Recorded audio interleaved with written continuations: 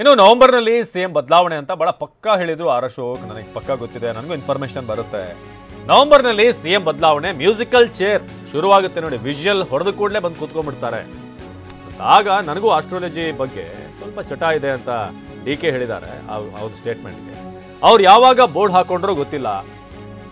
ನಾನು ಶೀಘ್ರದಲ್ಲೇ ಅಶೋಕ್ರಿಂದ ಜ್ಯೋತಿಷ್ಯ ಕೇಳ್ತೇನೆ ಅಂತ ಟಾಂಗ್ ಕೊಟ್ಟರು. ವಿಪಕ್ಷ ನಾಯಕ ಆರ್ ಅಶೋಕ್ ಹೇಳಿಕೆಗೆ DK ವ್ಯಂಗ್ಯ ಮಾಡಿದರು.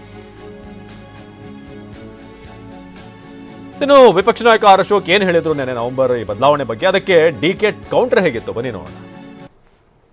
ಅವತ್ತು ವಿಜಿಲ್ ಬರ್ತೈತೆ, ಮ್ಯೂಸಿಕಲ್ ಚೇರಲ್ಲಿ ವಿಜಿಲ್ ಹಾಕಿದಾಗ ಟಕ್ ಅಂತ ಕೂತ್ಕೊಂಡ್ಬಿಡ್ಬೇಕು. ಆಗಲೇ DK ಶಿವಕುಮಾರ್ ಒದ್ದು ಕಿತ್ಕೊಂತೀನಿ ಅಂತ ಅಸೆಂಬ್ಲಿಯಲ್ಲಿ ನನ್ನ ಮುಂದೆನೇ ಹೇಳಿದ್ದಾರೆ. ನಾನೇ ಅದಕ್ಕೆ ರಿಯಾಕ್ಟ್ ಮಾಡಿದ್ದೀನಿ, ಯಾವಾಗ ಒದ್ದು ಕಿತ್ಕೊಂತಿದ್ದು. ಅದಕ್ಕೆ ನವಂಬರ್ ಮೋಸ್ಟ್ಲಿ 15 ಅಥವಾ 16 ಇರಬೇಕು. ಅವತ್ತು ಮ್ಯೂಸಿಕಲ್ ಚೇರ್ನ ಚೀಟಿ ಹೊಡೆಯುತ್ತೆ. ಸಿದ್ದರಾಮಯ್ಯ ಬದಲಾಗ್ತಾರೆ ಸರ್ CM ಮಾಡೇ ಆಗೇಬೇಕಲ್ಲ, ಒತ್ತು ಕಿತ್ಕೊಂತಾರೆ. ಇಲ್ಲ ಅಂದರೆ ಬದಲಾಗಿಲ್ಲ ಅಂದರೆ DK ಶಿವಕುಮಾರ್ ಒತ್ತು ಕಿತ್ಕೊಂಡ್ಬಿಡ್ತೀನಿ ಅಂತ ಹೇಳಿದಾರಲ್ಲ. ಗೊತ್ತಿರೋದು ಕೇಳ್ತಾ ಇದ್ದೀನಿ. ವಿರೋಧ ಪಕ್ಷ ನಾಯಕರಿಗೆ ನಾವು ಶಾಡೋ CM ಅಂತಾರಲ್ಲ, ನಮಗೂ ಗೊತ್ತಿರ್ತದೆ. ನಾವು ಸರ್ಕಾರ ಮಾಡಿದ್ದೀರಿ, ನಾನು 5 ಸರಿ ಮಂತ್ರಿ ಆಗಿದ್ದೀನಿ, ನಮಗೂ ಗೊತ್ತಿರಲ್ವಾ ಏನೇನು ಮಾಡ್ತಾರೆ ಇವರು ಅಧಿಕಾರಿಗಳು, ಪೊಲೀಸ್ ಅಧಿಕಾರಿಗಳು, IAS ಎಲ್ಲ ನಮಗೂ ಗೊತ್ತಿರ್ತದೆ. ಇವ್ರು ಯಾರ್ಯಾರ ಹತ್ರ ಮಾತಾಡಿದ್ದಾರೆ ಅವರೆಲ್ಲ ನಮ್ಗೆ ಹೇಳಿರ್ತಾರೆ. DK ಯಾರ ಹತ್ರ ಮಾತಾಡಿದ್ದಾರೆ, ಸಿದ್ದರಾಮಯ್ಯ ಯಾರ ಹತ್ರ ಮಾತಾಡಿದ್ದಾರೆ, ಅವರೆಲ್ಲ ನಮ್ಗೆ ಹೇಳ್ತಾರೆ.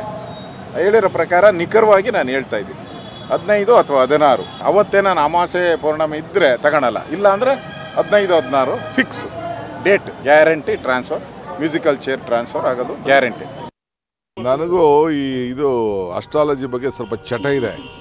ಅವರು ಬೋರ್ಡ್ ಹಾಕೊಂಡಿದ್ದಾರೆ. ನಾನು ಟೈಮ್ ತಗೊಂಡು ನಾನು ಶಾಸ್ತ್ರ ಕೇಳಕ್ಕೆ ಹೋಗ್ಬರ್ತೀನಿ ಅವ್ರ ಹತ್ರ. ನನಗೂ ಇದು ಅಸ್ಟ್ರಾಲಜಿ ಬಗ್ಗೆ ಸ್ವಲ್ಪ ಚಟ ಇದೆ. ಅವರು ಬೋರ್ಡ್ ಹಾಕೊಂಡಿದ್ದಾರೆ. ನಾನು ಟೈಮ್ ತಗೊಂಡು ನಾನು ಶಾಸ್ತ್ರ ಕೇಳಕ್ಕೆ ಹೋಗ್ಬರ್ತೀನಿ ಅವ್ರ ಹತ್ರ.